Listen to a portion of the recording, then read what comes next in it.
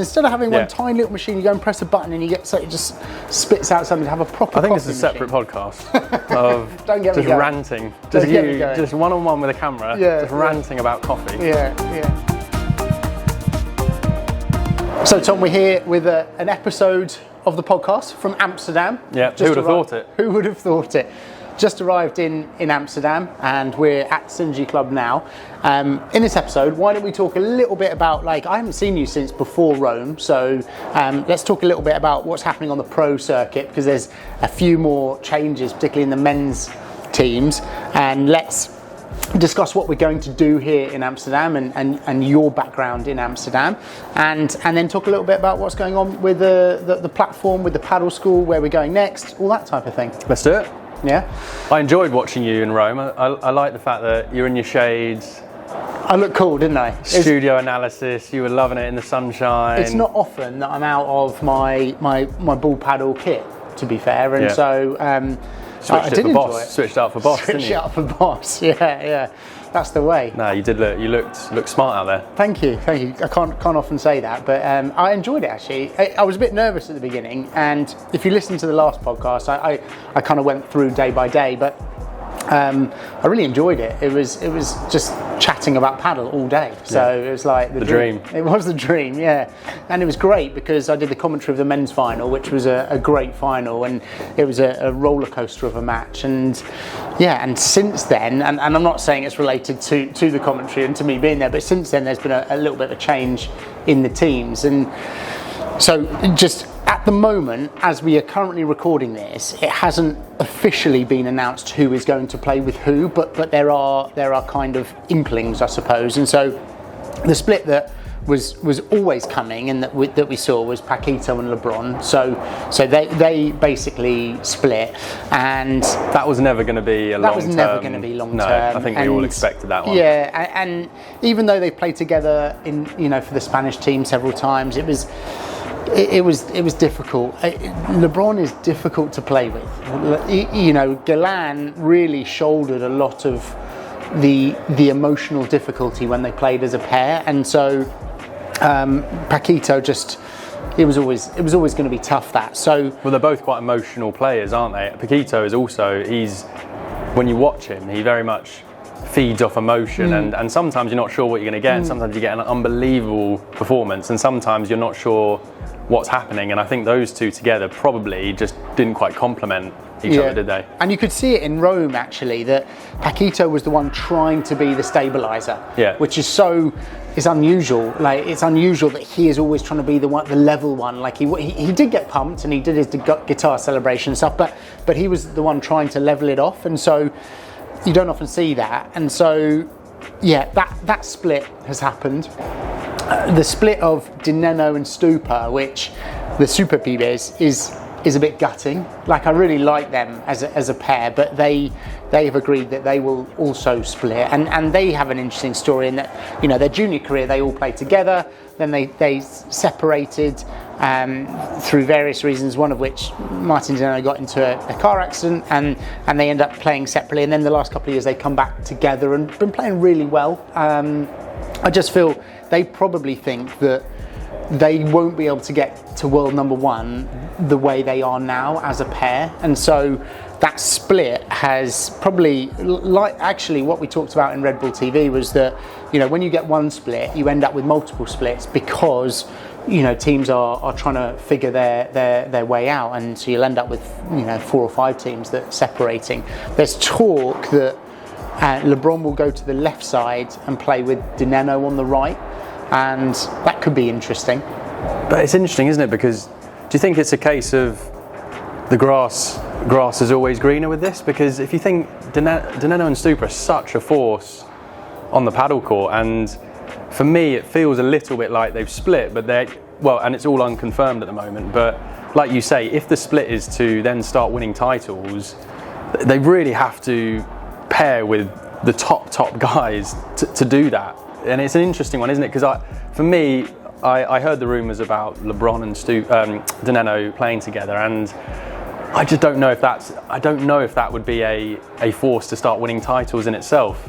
I think what's happened as well is that players have I've seen Chingotto and Teo that played together for ages, and then they split so that for the same reason in a way, so they could get to world number one. And Chingotto played with Galan, and instantly, really from the start of the season, they have been pushing for that number one spot. And so there's I don't know whether it's grass is always greener, but there's always an eye out for how you can get higher, and a big thing is the chemistry between the pair though. It's got to be right, and if you go with a pair and it's not, you know very quickly, and that's why you end up having all this shuffling of pairs. But I think people see that, and so they think, right, well, maybe we can recreate that. But Stupa and Dineno have been playing together for ages. Well, when you were in Dubai, Stupa and Dineno came over as how old were they? Yeah, they were like 16. They came over. They were amazing, and they know each other so well. You would say, I mean, Dineno is a tactician and an amazing defender, and so good at reading the game and dictating the game. And Stupa is like a lightning bolt around the court, isn't he? He's just so fast, elastic, and physical. Probably doesn't have the same firepower or weapons as a Galan or a Tapia, but they complement, they know each other's games so well. And it will be interesting to see if, LeBron playing there, whether they will be able to recreate that, which, I think LeBron is probably more talented than say Stupa and has those weapons, but you've got the mental side to deal with as well, which is not easy. We will see, won't we? Like you say, they shuffle and we see who sticks and who doesn't. Yeah, and I think we probably will see other pairs now as well start to move. There's talk of Yanguas and Garrido splitting as well, and maybe Yanguas will play with Stupa. Yeah. That will be interesting. That difference for me is all going to be chemistry. It's all going to be how they get on as a pair. I like Yanguas and Garrido, and they did well in Rome. They nearly kind of made their way through. Lost to Tapia and Cuello in pretty close match. So there's talk of that happening, and then obviously Garrido will then have to find a partner, and it'll all mix around, and it will all get settled in the next week or so, because they'll have to, because it's talking about after the Malaga event, so it will be soon. But it's interesting to see all of this shuffling take place. Going off topic, back to Stupa and Dineno when they were kids in Dubai, could you tell back then that they were going to be as good as they were, or as good as they are? And what was it about them? Because you've obviously seen a lot of junior players, and these guys came over and you said they were incredible, but what made them so good? So the event they came over for, we held a Cup of Nations where we got pairs from all the different countries. So there'd be a US pair, we had a British pair, we had different pairs from around the world, and at the time, this is going back 10 or 11 years, so it's in its infancy in most of these countries, and we thought we can't bring the top Argentinian pair because it would be unfair. So they were the number one junior pair in the world at the time, and they were 16, and they were little kids. They came over with their dad, and it was great to have them. And I mean, they destroyed everyone, and they were little. Like they weren't as physical. It wasn't like you're seeing Stupa now where he's running and hitting jump smashes. I mean, it wasn't that. They just, I mean, Dineno's lobs were as they are now, which are on point, and they were just so patiently moving the game around, and they had a mindset of top players. Yeah. And it wasn't, I mean, you would watch the match and you would think, how have these little kids won these matches? But it was just consistent. They didn't make any mistakes. They never looked like they were going to lose a match. And it's... So you didn't bring over the senior pair because it would be unfair. So you brought over the junior pair. I'm just imagining you making a call going, this hasn't worked out. Yeah. We thought we'd bring the juniors over, and but it was close. Yeah. I mean, the games were good. Okay. And I'm really glad we did. Yeah, really glad we did. But in a way, it also shows how far behind. I mean, this is 10 or 11 years ago, but it's the same now. Yeah. We're talking about junior pairs, and we're seeing nations like Netherlands is a good example, or Sweden, great juniors coming through, but Spain and Argentina have had junior academies and clubs and set up and all of this for decades. So it's a long time until we catch these guys. And actually we see, you know, the kids coming through now. Like I watched, you know, Arroyo and Alonso, which I remember when I took the British junior team like 5-6 years ago, they were 17 as well, and they were amazing. And so it's going to be time, time and structure, and some nations are going to get there faster. You know, Sweden, your Netherlands will get there faster. Other countries like the UK or US may get lucky in that we might have a couple of kids that end up being good and they go through, you know, a Spanish academy or something like that. But actually to produce players is going to be a while. Talk about the Netherlands. This is a bit like a homecoming for me in a way, because getting a bit emotional, talking about nostalgic. This ever since we got here. Like, well, I know this area and I know this area and we know this. Yeah. It puts pressure on my dinner restaurant choices and cafe sure. selection. Yeah, well, particularly for you.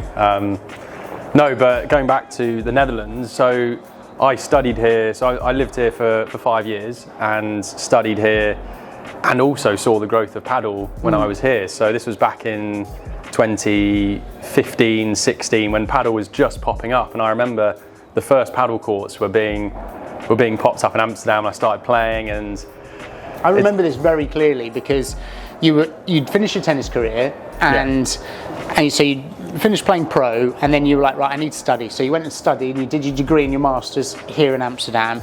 And I remember at the time I was like, get into Padel. Like I was trying desperately to get you into Padel. You know, and I knew that you would be a great player in Padel, but it was just getting you going. And actually you did what I think is probably a really good way into Padel, in that you played it as a bit of a hobby while you were here, didn't you? You just kind of played it socially with friends for a bit of a laugh. Saw the value in it, I think, over the time here, and if you look back at your Padel experience here, it was probably more recreational and social than competitive. But a lot of pints and paddle, paddle and pizza. It was a real social experience, really, and it was good. I mean, obviously, back then it was also quite young. I mean, you didn't have centres like this. There was a lot of outdoor courts that popped up, and at that time I don't think there was, at least initially, there weren't indoor clubs, so it was really early days. And it was a good social experience. I think, like in a lot of emerging countries, a bit like the UK is now, where people are discovering it, they're falling in love with it, getting passionate about it. And it's so funny in the UK because you speak to the Brits and they're super enthusiastic and they go, oh my God, this club is amazing. This one, you know, you name it in the UK, and it will be 2 or 3 courts under a tent, essentially. And then you come to somewhere like this where it's 10 indoor courts, there's a ceiling height of 12 metres, we're on a weekday morning and it's packed. Like it is full. Like there's you can't get a court, and you probably can't get a court for at least, you know, a 5 or 6 day window. Like that's the advanced booking you've got to for a weekday morning. And it has, you know, cafe, proper changing rooms. We're in the conference room now, overlooking the courts. I mean, it's funny because these are what we see in Sweden. We see these in the UAE, in Qatar. You know, we're starting to see those now in the US a little bit. These are, I think, what will grow Padel in a country. And you obviously didn't see these last time, and it's developed into this. Well, it was really nice because you'd speak to club owners and a lot of the investors that were first popping up Padel courts. And I remember the chats I used to have with them around, is Padel going to take off here? And there was a bit of an unknown still, because they were bringing a new sport to the country, and there was a lot of buzz, and you obviously had that cohort of really passionate players, like you do in all emerging countries, where they love it, and you think, oh, is this actually going to grow? Is this going to die down? It's grown so much in Scandinavia, it's already big in Spain. Is it going to grow here? And come to here, and I mean, let's talk about the club here. So we're at XNRGY Club, lovely centre, great indoor court. Good coffee. Oh, and I was going to get to that, but that's almost like the pinnacle, isn't it? I've seen you enjoying that.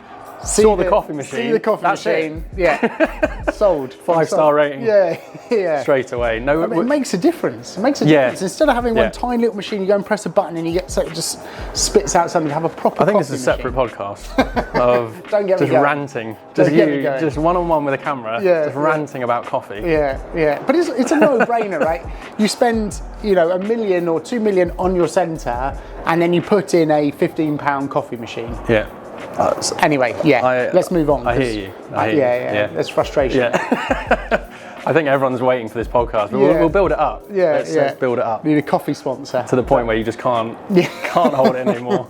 But no, I mean, it's a fantastic centre, isn't it? And a real mix of levels. Everyone is here. It's very sociable.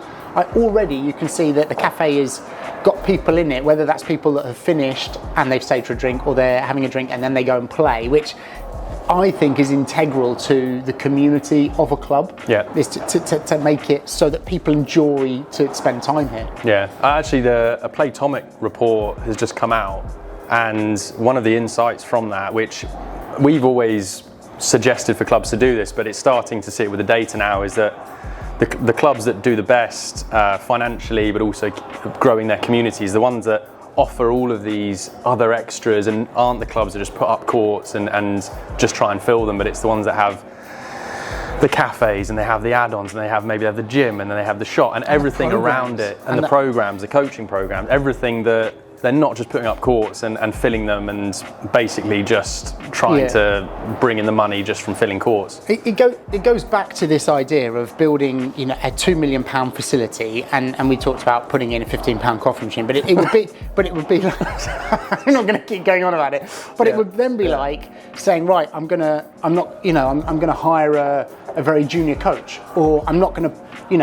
the programs and the coaching are an afterthought, which I just find insane, because they look at a program and say, well, I know I can rent this court for, and I'll just pluck numbers, £50. So, but if I run my academy, I only make less because I have to pay the coach and I have to pay this, so it doesn't make sense. I'm just going to rent it out. But the problem is that when a club builds down the road and they have an academy, that will then draw competition and they will be differentiated because they have these programs, and people want to. Right now in the UK, the US, emerging countries, people are just happy playing, but they'll reach a point where they want to start improving, and when they want to start improving, you need a proper program and academy. And so I think we'll see that. And when you look at other countries now, like your Sweden, the ones that are slightly more developed, Portugal, Italy, even the UAE to some extent, Qatar, the programs now are another differentiator, another reason that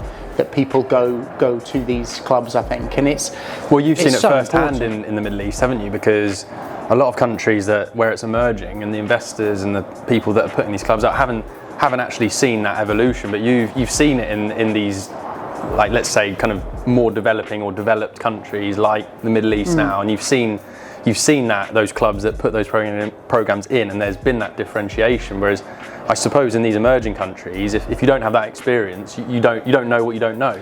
Well, we know it because we work with the clubs. So when we go now, the UK in a way is a difficult market for us because club managers and owners don't know padel. They've played it, on holiday in Marbella with their friends. They come back, they built a club, no experience, and they think that they can run it. And so then what happens is you get to a point, and it's fine, people book and it's all positive, and then what happens is a year down the road, their players get frustrated, and then they're like, oh, actually now we need to introduce some padel experience and what to do. And so, but we're not there yet in the UK, but Amsterdam or Sweden, Denmark, all of these countries now have gone through that phase. So when we speak to them, they're like, oh great, let's get the padel school in, because A, we're going to deliver great clinics, but also B, we're going to build the community, and it looks like they're doing quality. So those conversations are much easier for us in more emerging countries because they already know the importance of quality coaching, whereas right now in the UK we don't really.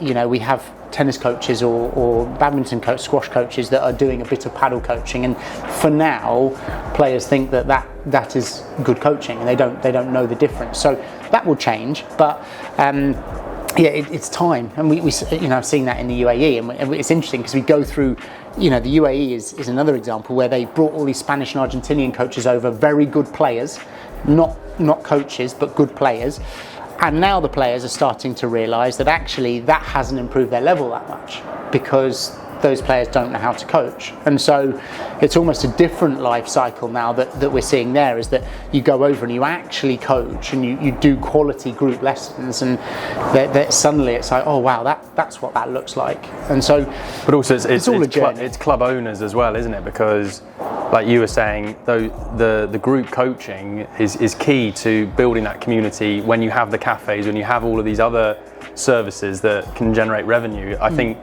probably a lot of club owners look at coaching in general and think, well, I could rent it out for more money, and they don't. But actually, if your coach can give quality lessons, like group lessons, not only can you generate revenue from that, but also that builds the community, and all these other aspects of the club flourish as well. And it's quality. I mean, we see the same with the other holiday companies that come in, don't they? They say, right, we're going to do a holiday to Malaga or something, and we're going to have 8 hours with a local coach. No idea if that local coach is good or not, but we're going to do 8 hours with local coach. And then you actually see what the coach is doing. He stands by the basket and he's got a group of 6 players on the end of the court and he's just feeding. They're all lined up in a queue. You and I look at that, think that is awful coaching, but people don't know that until they've had good coaching and they've had that coaching, and then they realise, oh, actually I've improved way more with good coaching. And so I suppose it's an education that everyone needs to go through. If this was in tennis, the bad coaching in a way has already died out because people are a bit more informed. Well, it's player awareness, isn't it? What you're saying is, as players gain more knowledge and awareness and experience it, they perhaps don't improve as much. They start becoming a bit more discerning, don't they? But we're here at XNRGY, and we're going to be doing some clinics. Yeah, and we can probably explain a little bit like what we do with our clinics, whether you're, if you're a club that's interested, or even just, as a coach listening, it might be quite useful. So, I mean, our sessions are broken down by topic. Whenever we go to a club, it will be like, right, these are the topics that we'll do, and then we'll do them according to a level. So today, for example, we'll do bandeja and volley, and we'll put that into a session, and we'll have 12 players across 3 courts with you and me delivering that. And we'll always start with a warm-up. So we'll always start with warm-up and control, and then we'll do a demonstration, which all coaches need to do. We don't often see that, but all coaches need to do the demonstration. And then we'll work on the technical side of the game, and then bring it out into tactical side of the game. And we'll do that. Our topics this time, I think, is bandeja and volley, attacking overheads, serve and first volley, which is key, I think, to point structure. And then we'll do defence masterclass, which is you defending with the back glass and the corners, and then we'll have a tactics and strategy session as well. And it's quite nice because I think we got some players that have signed up for all 5 or 6 of the different topics, and it will feel a bit of overload for them. It will be a lot, and we often recommend for those to take notes as they go, so that it's not too much. But we try and get it so that every player goes away with at least 2 or 3 individual bits for them to work on, because you can't work on 20 pieces of advice in your game. You just want 2 or 3, and then those are your focus. But it's great. Our sessions are full, so we've got 12 in pretty much all of our sessions, and I'm really looking forward to it. And it's different levels, isn't it? We've got different sessions according to level. So we've got from beginners all the way to advanced level. So that'll be interesting to see as well, because different countries have different versions of what level is, don't they? So it'll be interesting to see. Netherlands is more developed than the UK, so it'll be interesting to see where their beginners, intermediate, advanced fit on that scale. And how accurate it is as well. Like in the UK at the moment, if you run a low intermediate session, whatever scale you're using, you often end up with a huge variety in that. You'll end up with some people that were too modest and they actually are better, and you'll end up with some beginners that think they're better than they are. And in the more developed countries like here, for example, I'm sure we'll see that will be quite accurate. And it's great for us to coach. I mean, we can do either, but it's great for us when it's like that, because what we will do is progress or regress an exercise to fit the level, and that way it will be nice that the players will be hopefully on that same progression or regression. one of our sessions is tactics this weekend, and ties huge part of the game. Huge part of the game, and it ties nicely into our membership. Yeah. Because this month on our monthly member challenge, so every month we run a member challenge, 30 days on our platform, where we challenge our members to improve an aspect of their game. And so we do this through our private community. So we challenge our members to send in videos of their game. We give them feedback. We also have exclusive tutorials on there to improve an aspect of the game. And this month is tactics. And we've done it slightly differently this month. Normally, we would do 3 videos, then a challenge. So we'd do 3 tutorials and then a challenge that might be, go to your court and try this as part of your game. And then we stagger it so that people can't just binge watch the whole thing. And then a week later or 5 days later, we'll put in the next 3 videos and a challenge. But this month, the way that we filmed it was that we'll have the tutorials at the beginning, and then I've actually filmed it so that they're in-point tactics. So each one is, right, here's your tactic to go out and try it and come back and report in. And it might be, I think the first one is, your tactic as a server is to serve to the glass and play your first volley down the middle. And do that every single serve, you and your partner, and come back and let us know in the community how that worked for you. And then a couple of days later, we'll give the next tactic and we'll say, right, try this. And I'm not gonna go through all the tactics that we did, but I think we've got 5 or 6 in-point tactics that they can all go and try. And then slightly later, we've got match strategy tactics. So that was in a point. Now within a match, it's like, right, start your match like this. So play your first 3 games like this and see how that develops your game, and start like this. And this is something that's very important, isn't it? Because it's so different from tennis. In tennis, you were probably like me in that we said, right, we need to start aggressively and we need to get on top early. But Padel is a bit more different. You've got to be a bit more patient. You've got to be a bit more tactical from the start. And so that's how we've set this challenge up for the tactics. And so even though you can see our challenges in the app, it's always nice to go through it. And one thing I've been really impressed with, or surprised at, I suppose, is the amount of people on our membership that have lessons. Originally we set it up so that people that don't have access to coaching have access to information, but actually there's loads of people that have lessons, and they might have a lesson once a week or once every 2 weeks, and they use our videos to almost gain that information in between, because they can watch our videos at home or before they go on court or outside of their lesson times. And so it's a really good way for them to progress their journey as they go, because you and I, we know what it's like. Even now, with all the people on the court now, so these 10 courts are full. If this was our club, we wouldn't be able to see all of these for lessons all the time. You know, in a club, if there's 1,000 players, only a very small percentage of them will be having lessons, and then you only see them once in a while. And for you and I, when we travel, we see them even less than that, don't we?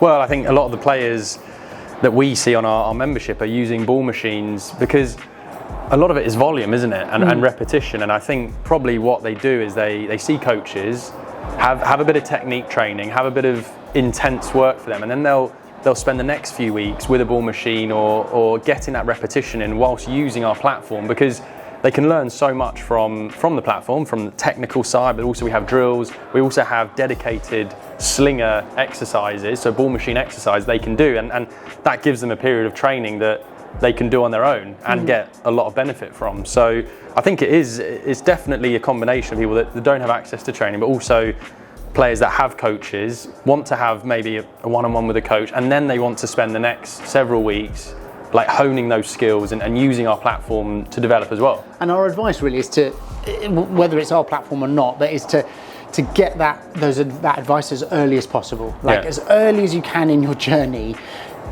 Even though you might have taken the sport up and you think that you're a natural, please still get the information early. And players often say, is it better to be a tennis player coming to paddle or non-racket sport? And I think non-racket sport, they come with a mentality that I need to learn it, whereas ex-tennis players often come with the mentality I can play it. And so really, if you can get that advice and information as early as you can, you will thank us down the line. In 6-9 months' time, when you're still improving and you haven't plateaued, you will be grateful that you took on that technical and tactical advice at the beginning. Yeah, well, it's like all skills, isn't it? I was chatting to a Spanish teacher that teaches English, and it's exactly the same with when you're learning a language. If you learn something and you don't get the foundations in place, it's actually really difficult to then change it back and go back to basics. Whereas if you get the foundations in from the start, your improvement is just going to go like this. Whereas if you start here, you're going to plateau, and then it's actually more difficult to change the habits. And I mean, I'm looking forward to these sessions that we're going to go off shortly and run. And I also love to see the journey that they go on, and there's the self-discovery, isn't it, almost, of their game. And hopefully we can already put that into place now. And I'm happy that you're in Amsterdam. We're in Amsterdam, and that we haven't rented bikes yet, because I remember the last time you came to visit me in Amsterdam, we rented a bike, and it was so cold, and I don't know if you remember this, but you forced me into a bush. Yeah. And I veered off the road. I think I indicated that I was turning. You didn't see the turn and actually shoved me into. Yeah, it's all about who won the race, though. So I'm glad. Well, either if we rent a bike, you're going in front of me. Yeah, well, so let's not rent a bike. Even in the summer, it's windy. Well, yeah, that's true. Yeah, there's the summer. It's reminding us of the UK, isn't it? Definitely. Being here in summer, but no, it's great to be here, Sandy. And yeah, we will keep everyone informed of how the clinics go on our socials. And where's our next podcast going to be? Yeah, well, I think, first of all, let us know down in the comments. If you're watching this on YouTube, let us know in the comments if you'd like us to discuss anything, or if there's any interesting topics that you think would be worth that conversation. And if you're listening to it, you can always use our other socials for that. And please don't forget to follow and review if you can on the podcast. That makes us happy, but also helps us spread more internationally. And our next podcast, well, we'll do one after this, recapping this, and then before we go to Euros, because it will be a bit of a build up to Euros. I can't wait for your coffee rant podcast myself. When will that be? We're not going to announce that. That'll just be yeah, that'll be in your room solo. Yeah. Just furious, going at it. No, Sandy, it's been a pleasure as always, and we'll see you on the next podcast.